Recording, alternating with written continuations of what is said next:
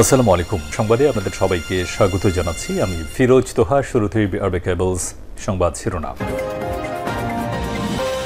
পুরোদমে Iran Israel ভয়াবহ যুদ্ধ চলছে, আর এই মুহূর্তে আমাদের হাতে এসে পৌঁছেছে যুদ্ধের সর্বশেষ গুরুত্বপূর্ণ সবথেকে তাজা আপডেট সংবাদ। প্রথমেই জানাবো, 10 দিনেই ফুরিয়ে যাবে ইহুদিবাদী ইসরায়েলের প্রতিরক্ষা শক্তি। এরপরই ইরানের হামলায় ইহুদিবাদীদের ধ্বংস করে দেয়া হবে।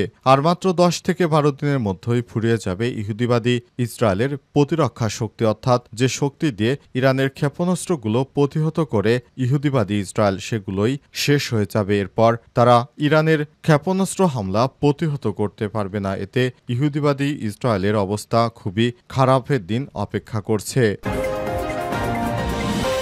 এরপর জানাবো, ইরানের পরমাণু স্থাপনা কিছুই করতে পারেনি দখলদার ইসরায়েলি বাহিনী।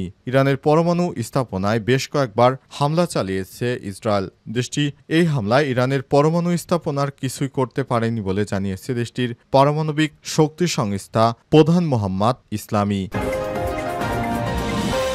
এদিকে ইরানে হামলা করলে ক্ষমতা হারাতে পারেন ট্রাম্প। চলমান ইরান ইসরায়েল সংঘাতের মধ্যে মার্কিন প্রেসিডেন্ট ডোনাল্ড ট্রাম্প এমন এক সংকটময় মোড়ে এসে দাঁড়িয়েছেন। কি করবেন তিনি যদি ইরানে হামলা চালান, তাহলে তার ক্ষমতার পতন হয়ে যেতে পারে, এমনই আশ্চর্যজনক তথ্য জানিয়েছে মার্কিন গণমাধ্যম। এবারে জানাবো, ইসরায়েলের পঞ্চম F-35 যুদ্ধবিমান ভূপাতিত করার দাবি ইরানের। ইসরায়েল ও ইরানের মধ্যকার চলমান সংঘাত আরও তীব্র আকার নিচ্ছে। এবার ইরানের রাজধানী তেহরানের কাছে ভারামিন শহরের আকাশসীমায় ইসরায়েলের আরেকটি F-35 যুদ্ধবিমান ভূপাতিত করার দাবি করেছে ইরান। আজ ভারামিনের গভর্নর হুসাইন আব্বাস এই তথ্য নিশ্চিত করেছেন। এবং সর্বশেষ জানাবো, হাসপাতালে খালেদা জিয়া।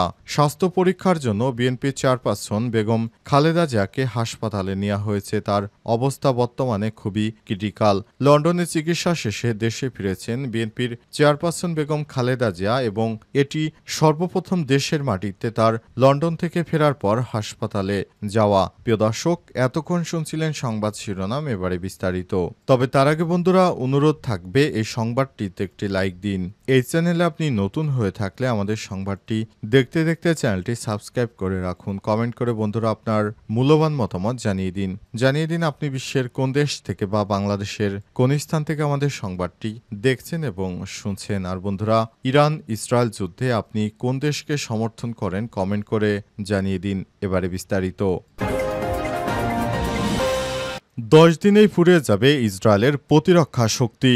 মাত্র 10 দিন থেকে 12 দিনেই ফুরিয়ে যাবে ইসরায়েলের প্রতিরক্ষা শক্তি। ইসরায়েলি গণমাধ্যম দ্য টাইমস অফ ইসরায়েলের এক প্রতিবেদনে এই তথ্য নিশ্চিত করা হয়েছে। প্রতিবেদনে বলা হয়েছে, ইরান ইসরায়েলের মধ্যে সাম্প্রতিক যুদ্ধ পরিস্থিতি ইসরায়েলের বিমান প্রতিরক্ষা ব্যবস্থার স্থায়িত্ব নিয়ে গভীর উদ্বেগ দেখা দিয়েছে। ওয়াল স্ট্রিট জার্নাল এবং ওয়াশিংটন পোস্ট এর সাম্প্রতিক প্রতিবেদনে প্রকাশিত তথ্য অনুসারে ইসরায়েলে আরও ক্ষেপণাস্ত্র প্রতিরক্ষা ব্যবস্থা গুরুতর ঘাটতি সৃষ্টি করেছে। নাম প্রকাশে অনিচ্ছুক একজন মার্কিন কর্মকর্তার বরাতে বলা হয়েছে, এই ঘাটতি ইরানের দূরপাল্লার ব্যালিস্টিক ক্ষেপণাস্ত্র প্রতিহত করায় ইসরায়েলের সামর্থ্যকে সংকটের মুখে ঠেলে দিয়েছে।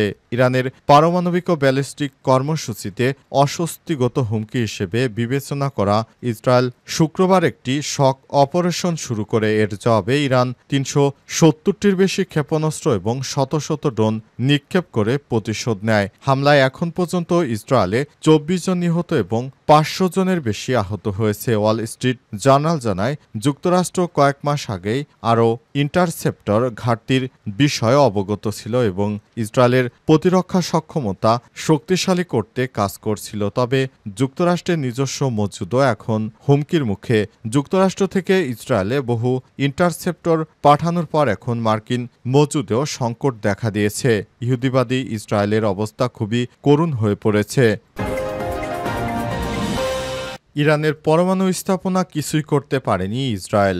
ইরানের পরমাণু স্থাপনায় বেশ কয়েক দফায় হামলা চালিয়েছে ইসরায়েল। দেশটির এই হামলায় ইরানের পরমাণু স্থাপনার কিছুই করতে পারেনি বলে জানিয়েছে দেশটির পারমাণবিক শক্তি সংস্থা AIOI এর প্রধান মোহাম্মদ ইসলামি। আজ সংবাদ মাধ্যম তাসনিম নিউজ এজেন্সির এক প্রতিবেদনে তথ্য জানানো হয়েছে। তিনি বলেছেন, দেশের পারমাণবিক স্থাপনাগুলো ভালো অবস্থানে রয়েছে। তিনি সংস্থার কর্মীদের উচ্চ মনোবলের প্রশংসা করে বলেছেন, আমাদের কর্মীরা তাদের দায়িত্বে অবিচল রয়েছে এবং নিজ নিজ দুর্গে অবস্থান করে কাজ চালিয়ে যাচ্ছেন। ইসলামি আরও বলেছেন, ইরানি জনগণের মধ্যে গর্ব ও শক্তি গভীরভাবে গঠিত। তারা কখনো শক্তির কাছে মাথা নত করেনি, নত স্বীকার করেনি বা আত্মসমর্পণ করেনি। তিনি শত্রুপক্ষের প্রতি স্পষ্ট বার্তা দিয়ে বলেছেন, সামরিক আগ্রাসনের মাধ্যমে ইরানের বিরুদ্ধে কোনো সাফল্য অর্জন করা সম্ভব নয়। উল্লেখ্য, গত ১৩ জুন ভোরে ইসরায়েল ইরানের বিরুদ্ধে আগ্রাসী যুদ্ধ শুরু করে দেশটির চালানো এই হামলায় সামরিক ও পারমাণবিক স্থাপনার পাশাপাশি আবাসিক এলাকায়ও লক্ষ্যবস্তু করা হয়েছে। এই হামলায় ইরানের মধ্যাঞ্চলীয় ইস্পাহান প্রদেশের নাতাঞ্জ পারমাণবিক স্থাপনা ক্ষতিগ্রস্ত হয়েছে এবং কয়েক ডজন সামরিক কমান্ডার, পারমাণবিক বিজ্ঞানী ও বেসামরিক নাগরিক নিহত হয়েছে বলে জানা গেছে।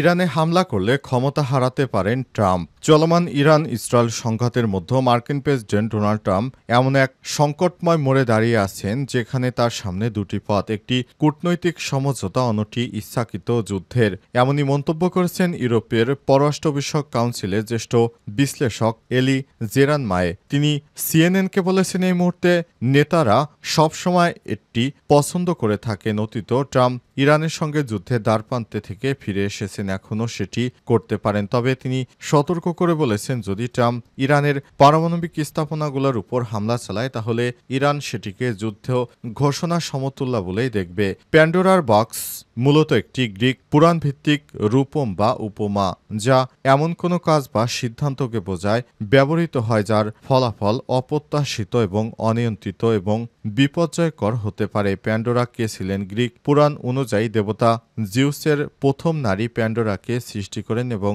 তাকে একটি সিন্দুক বক্স বা জার দেন, যাকে বলা হয়েছিল এই বক্স কখনোই খোলা যাবে না। অর্থাৎ প্যান্ডোরা হচ্ছে এমন একটি বক্স যা যদি খুলে যায় তাহলে খুবই বিপজ্জনক কিছু ঘটতে পারে। সুতরাং যুক্তরাষ্ট্র যদি ইরানে হামলা চালায় তাহলে ডোনাল্ড ট্রাম্পের পতন হতে পারে, এমন আশঙ্কার কথা জানিয়েছেন তিনি। হাসপাতালে খালেদা জিয়া। স্বাস্থ্য পরীক্ষার জন্য রাজধানীর এবারকার হাসপাতালে গেছেন বিএনপির চেয়ারপারসন খালেদা জিয়া। যুক্তরাজ্য থেকে চিকিৎসা নিয়ে আসার পর এই প্রথমবারের মতো ঢাকার হাসপাতালে যান তিনি। আজ সন্ধ্যা 7:30টার দিকে গুলশানের বাসা ফিরোজা থেকে হাসপাতালের উদ্দেশ্যে রওনা দেন বিএনপি নেত্রী। খালেদা জিয়ার ব্যক্তিগত চিকিৎসক অধ্যাপক এজেএম জাহিদ হোসেন জানান, মেডিকেল বোর্ডের পরামর্শক্রমে কিছু পরীক্ষার জন্য তিনি হাসপাতালে যান। সেখানে পরীক্ষাগুলো করার পর বোর্ড পরবর্তী পদক্ষেপের বিষয়ে সিদ্ধান্ত নেবে। যুক্তরাজ্যের লন্ডনে উন্নত চিকিৎসা শেষে 6 মে দেশে ফেরেন জিয়া। সেখানে 4 মাস অবস্থানকালে লন্ডন ক্লিনিকে বিশেষজ্ঞ চিকিৎসকদের তত্ত্বাবধানে তার চিকিৎসা হয়। ঢাকায় আসার পর নিজ বাসাতেই এভারকেয়ার হাসপাতালে বিশেষজ্ঞ চিকিৎসক অধ্যাপক শাহাবুদ্দিন তালুকদারের তত্ত্বাবধানে একটি মেডিকেল বোর্ড তাকে চিকিৎসা সেবা দিচ্ছে। গত 8 জানুয়ারি উন্নত চিকিৎসার জন্য যুক্তরাজ্যের লন্ডনে যান বিএনপির সাবেক প্রধানমন্ত্রী খালেদা জিয়া। লন্ডনে ক্লিনিকের টানা 17 দিন চিকিৎসাধীন থাকার পর 25 জানুয়ারি খালেদা জিয়া তার ছেলে তারেক রহমান এর বাসায় ফিরেন এবং সেখানে বেশ কিছুদিন তিনি অবস্থান করেন। এরপর তিনি বাংলাদেশে ফিরে এসেছেন। প্রায় 80 বছর বয়সী সাবেক প্রধানমন্ত্রী খালেদা জিয়া দীর্ঘদিন ধরে liver cirrhosis, kidney, heart diabetics, অর্থোটাইটিস সহ নানা শারীরিক অসুস্থতায় ভুগছেন। তবে লন্ডন ক্লিনিকে ঝুঁকির কথা চিন্তা করে লিভার প্রতিস্থাপন করেন বিএনপি চেয়ারপারসন বেগম খালেদা জিয়া।